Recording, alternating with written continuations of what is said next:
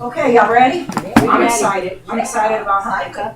Okay, I'm gonna tell you a few reasons why I'm excited about Hanukkah. And because I was praying in the spirit and singing in the spirit, my voice goes in and out. That's kind of normal for me. I'm hearing feedback. I heard it. Put it down. The expert. Let her Yeah, go ahead. All right. So anyway, a few years ago, actually, let's go back further. When I first started coming to the church, y'all know, the reason I connected with the church was because Mary Kay was teaching on a Jewish, and it was like there was a connection with me. And I remember the first time I had saw a menorah, it was the 7 lights, right? And then I was driving down West Esplanade over by the synagogues, and there's one outside, and they'll probably have it lit tonight. They'll probably light one of the candles, one of the lights tonight. And they had the 9, and I'm like, well, hold on a second. And so I never understood that until a few years ago, that there was a difference. There was 2 actual menorahs, okay? And it is also pronounced menorah. You might hear that. A Jewish person might say a menorah. And basically what that means is lampstand. That's all it means is lampstand. So what we have here today, and before I get into this history, is this is a variety of menorahs that we have at our house. This is our collection. Toys is the black one. She likes the black. It's kind of modern every day. These here are actually from Israel, and they were from somebody's collection. We got them from an estate sale. This is an oil one. I got this one. I got this one just to show you that they have these little things of the oil in them. Because most of them nowadays are all candles, but I wanted to get a true oil one because it's all about the oil, and the oil is about the anointing. So let's get into this. When God told Moses that He wanted him to build a tabernacle, He told him everything that He wanted inside the tabernacle, and there was pieces of what they call furniture. And one of the pieces of furniture was called the menorah. And this was the one with the 7 lights on it. Mary Kay touched on that a little bit last week. But basically what it means is to be in the light of God. And that He always lights in His presence. And that He always lights the way for us. And the Jewish people, the Hebrews, they believed in that. And in that you had the inner court and then you had the Holy of Holies. If y'all are familiar with the tabernacle, you have the outer court, the inner court, and the Holy of Holies. In the inner court, that's where the menorah was lit. And it was the priest's responsibility to keep those lights burning at all times, because that was the only light inside of the building. Other than that, it was dark. And if the menorah wasn't lit, then there was no light. They couldn't do what they had to do. They had to go in there and take care of the showbread. They had to go in there and do the incense, the altar of incense. And that was the only way they had light, was because of the menorah. And the light was the presence of God. Okay? Then when they built the first temple, when they went from a tabernacle to a temple, and they built the first temple, and then that was destroyed, okay? And then they had the second temple, and then I can go back into history of the Hebrews, of Israel, Jerusalem, how many times it's been taken over and seized by others. Everybody wants it. And you know why they want it, right? Because that's where God is, and that's where the power is. Even though they'll say they don't believe in Him, but yet they still want His land. They still want His house, right? They still want to destroy it because they know the power behind it. So when the Alexander the Great, y'all familiar with his history? He basically took over the entire Asia area in the Middle East, and they ended up calling it Macedonia. And then when he died, it was all divided up amongst his generals. And one of his generals was with a group called the Seleucid Empire. And what they did, they went in and they took over Jerusalem with King Antiochus Epiphanes the Fourth, okay, because there were several of them now. And they went in there and they desecrated the temple. Okay, this was the second temple that was built. And they desecrated the temple. The way that they did it was that they went in there and they started offering. And when you had the outer court, you had the brazen altar, where that would be where you would bring your sacrifice. Well, they started sacrificing what we would call today pigs, swine.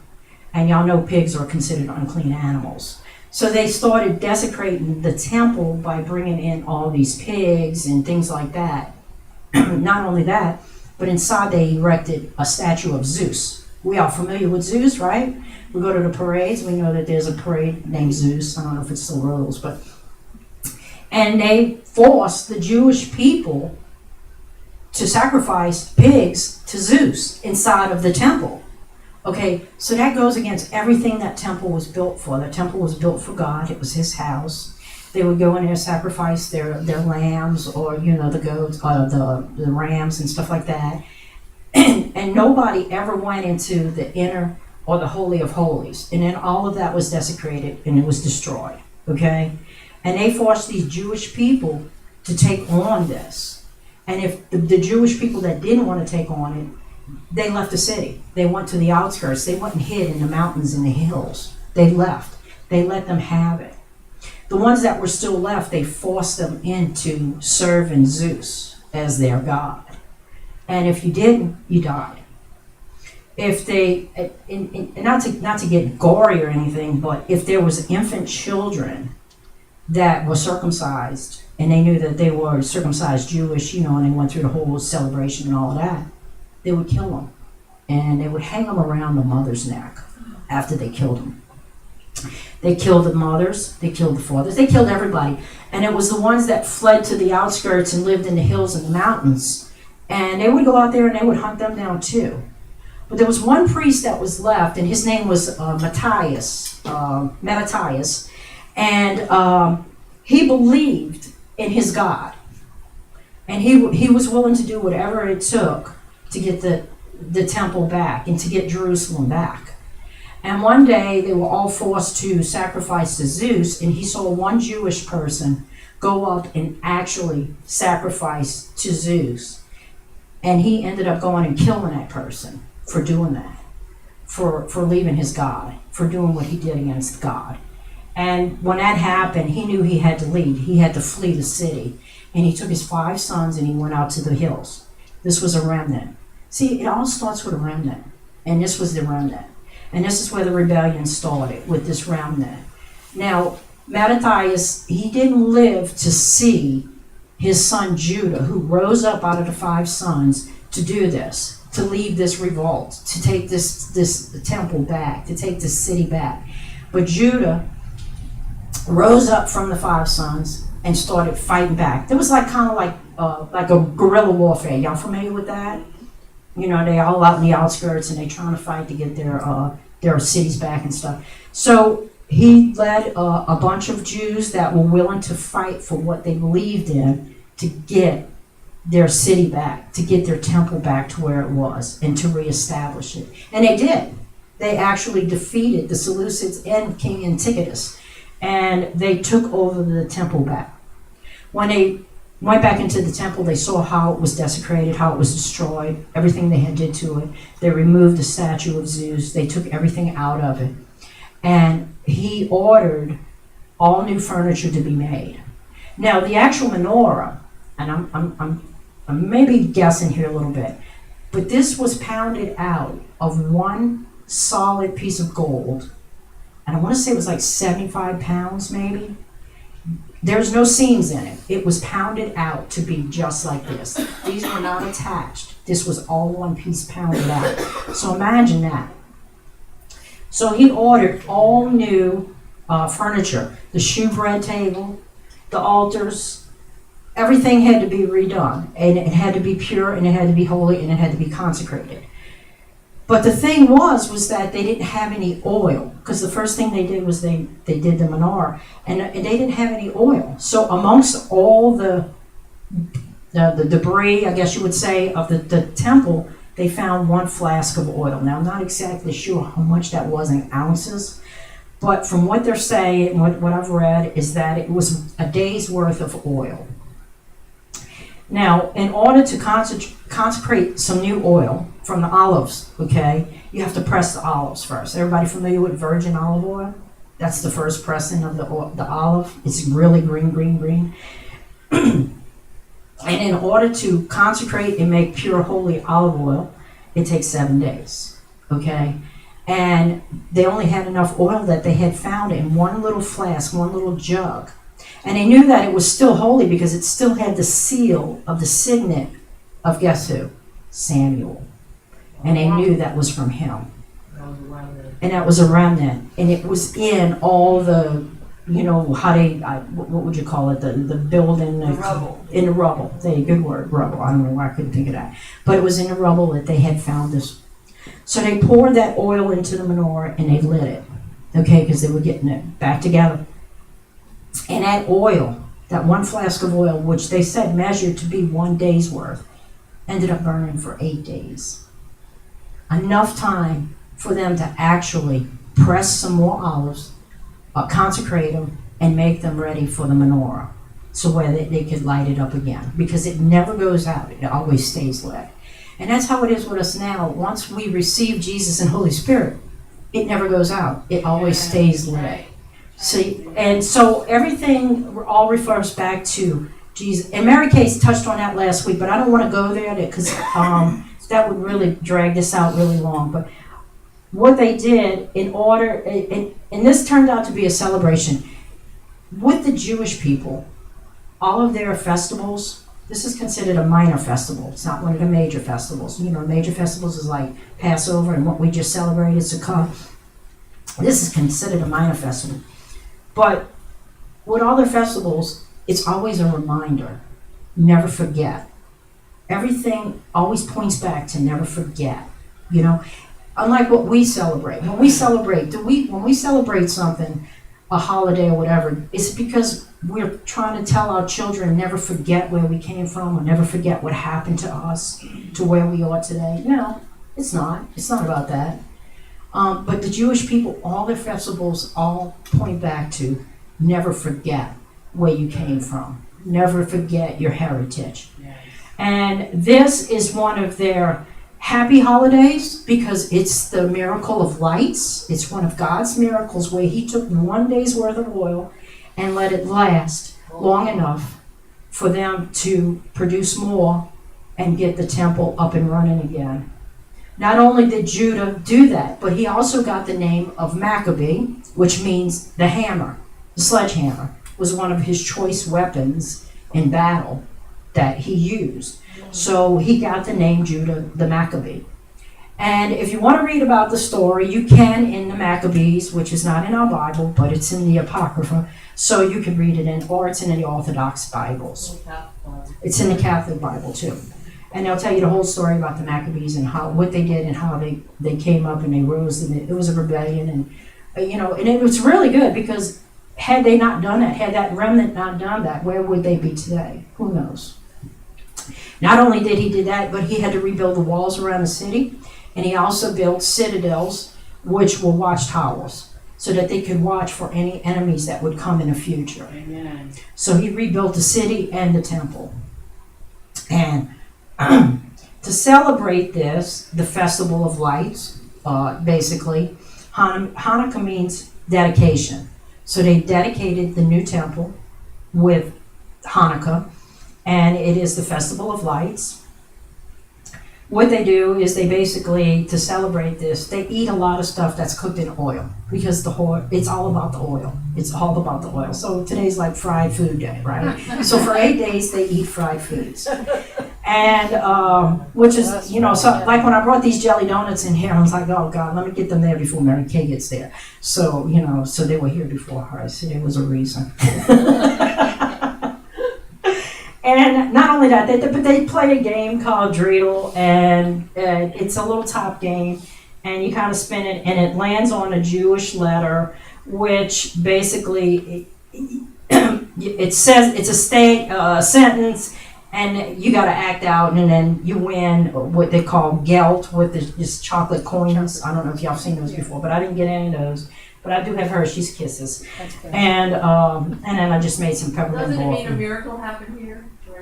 Yeah, it means a miracle happened here if your dreidel is from Israel and you're in Israel. But my dreidel is, it's paper, and I printed it and cut it up and taped it. is the miracle happened there. So if you're in Israel, it'll actually say the miracle happened here. But over here, it's the miracle that happened there. Something I also wanted to point out to y'all that I've been thinking about this a lot lately is the fact that Israel if we're standing here in our church like this and we looked straight ahead, Israel would be a few degrees to this way right here, and you would be facing Jerusalem that way. So just to let y'all know, I kind of wondered why I always looked that way, and I went on a map at home and I looked at the latitudes and the longitudes, and I realized that that's the way to Jerusalem. Israel's that way. But anyway, I tried to make it short, and we're going to light the first candle. We're going to light the first thing of oil today, because that's what they'll be doing tonight, and they'll be doing it for the next 8 days. When you light it, what you have is the shamash, which is the attendant light, and this would be the 1 day, okay? You take that and you start lighting from the right side, and then every day you would add a new candle, and then you would light and light. So you would light the new one and then that one. So on the third day you would light this one, this one, this one. So you put them in this way, but you light them that way. Does that make sense? And it's real easy, and What did you just say was the difference between the 7 and the 9? Yeah, Yeah, I was gonna ask that question. I'm sorry, I never told you. This is called the Hanukkah, okay? So they took the menorah, and because that one flask of oil lasted the 8 days, they made a Hanukkah. So you have it 8 days. This is your attendant candle, which is the one that you light the other ones with. The servant candle, which technically, spiritually, this is Jesus right here, the Lord. The light of the world. That one stays lit. That one, yeah. And then, so you don't like take this one and light these like that. No, you take this right here. And say like today's the 4th day, so that you would start with the 4th one and you would work your way this way. See? But the way you put your candles in, so like today's the 1st day. So you would put your candle right here, and then on the 2nd day so then you would light that tonight, and that would be it.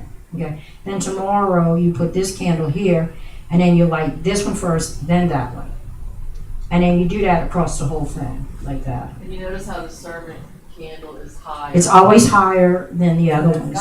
Jesus is higher. Right. So I started researching. So as I was reading and everything, and it also starts on the 25th of Kislev, okay, which we're in right now, which is actually today. We'll be at sundown. And so I started to research that, and I'm like, well, you know what? I wonder what happened. Where was I at on the Jewish calendar, the Hebraic calendar, when I was born? Okay, my birthday's December 20th, 1965. So I figured it out. You can go online, and there's a converter that'll take you to. You just put your birth date in it, and it'll take you to the Hebraic calendar. And I was actually born on the 2nd day, going into the 3rd day of Hanukkah. So there was a connection there, because it doesn't always fall on the same November, December. It's not always, because the Hebraic calendar doesn't add up to the Gregorian calendar. Right. So there is a time difference there. And I was like, when I saw that, I started to cry. Because I had this talk with Christy and Nicole. We went to Atlanta this past week, and it was all about prayer and how important it is to pray. And this is all about prayer too, and how important it is. But I just, like the other day, I just said, I'm curious of when I was born, if I was born during Hanukkah. And sure enough, I was born during Hanukkah, on the 2nd to 3rd candle. It was the lighting of the 3rd candle. So, anyway, any questions? Because that's pretty much it. I talked about the foods they eat, the things they do. They celebrate this. It's not the Jewish Christmas. They're not celebrating Christmas. We all know that Jesus wasn't born. When he was born in we know he wasn't born at Christmas time. They're celebrating the dedication of the temple, the lighting of the menorah. So that's why you have 2. One with 7 and one with 9. The original was 7. The original was After 7, they yes. built the- This is basically, I noticed this when I started doing service calls with Toy. We went into a lot of houses all over, and a good part of her customers are Jewish, and I didn't realize that. But I go into a house, and I started seeing menorahs in their houses, and the little tours. Remember the little tours she had over there?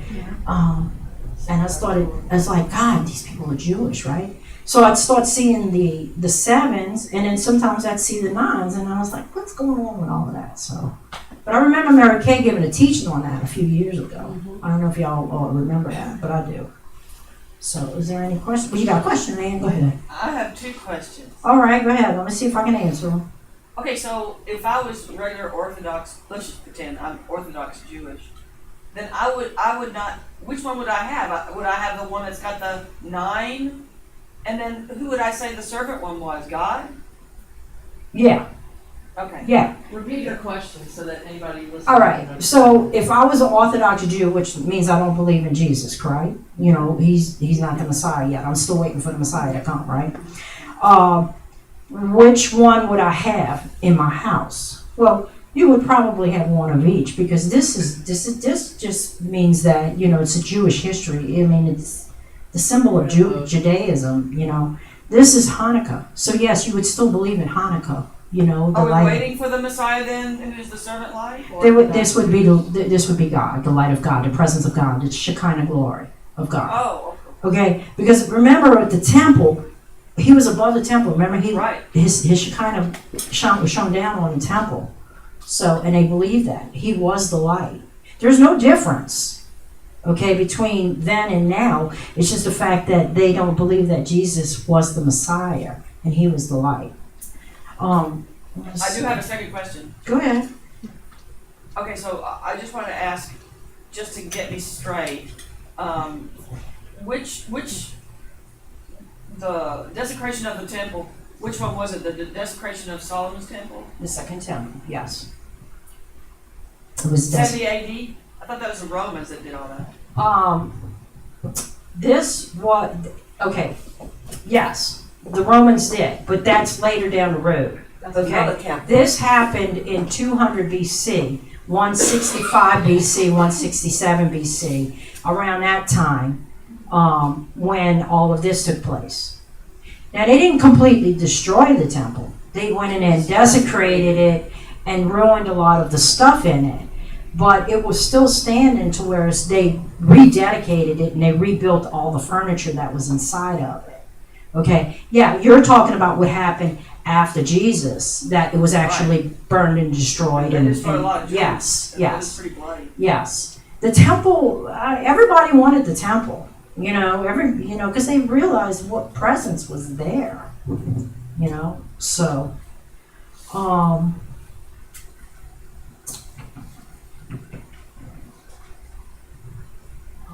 the meaning of Hanukkah is also about finding the light in the darkness, facing adversity, and fighting for what you believe. And Mattathias, the priest, he fought for what he believed in. And thank God he did, because, like I said, you know, that temple could have been destroyed then too, you know. Because you're going to remember when Jesus did come, the temple was standing. It was there. Yeah, he was So, yeah. So, anybody else got any questions?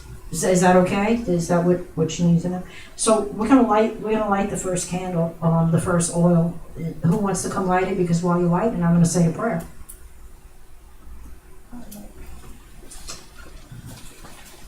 On the first day, you say 3 prayers. On the second, and in the rest of the days, you only say 2 of the prayers. So, hang on 1 second, okay? And you know,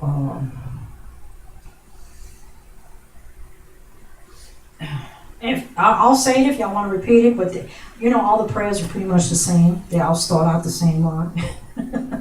So, yeah, you can. And then, how much you want to do it? It should like that, right? It's not. Yeah, it's 1 row. And then what you want to do is you want to take it and write that one. Hang on 1 second. All right. Blessed are you, Lord our God, King of the universe, who has sanctified us with his commandments and commanded us to kindle the Hanukkah light. Blessed are you, Lord our God, King of the universe, who performed miracles for our forefathers in those days at this time. Go ahead, you can light the candle. That light. Blessed are you, Lord our God, King of the universe, who has granted us life, sustained us, and enabled us to reach this occasion. Thank you, Lord.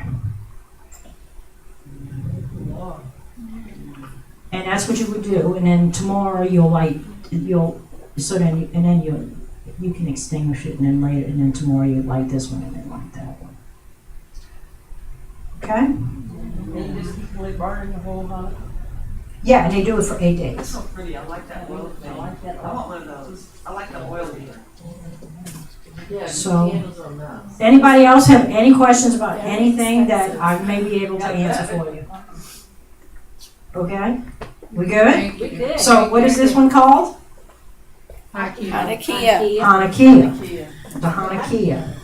That's So- out your head to walk. So now you know the difference between the two. So if you see one with the 7 Yeah. and one with the 9. And a Oh, and I'm sorry, but I didn't tell you, but the 7, you know what 7 represents, right?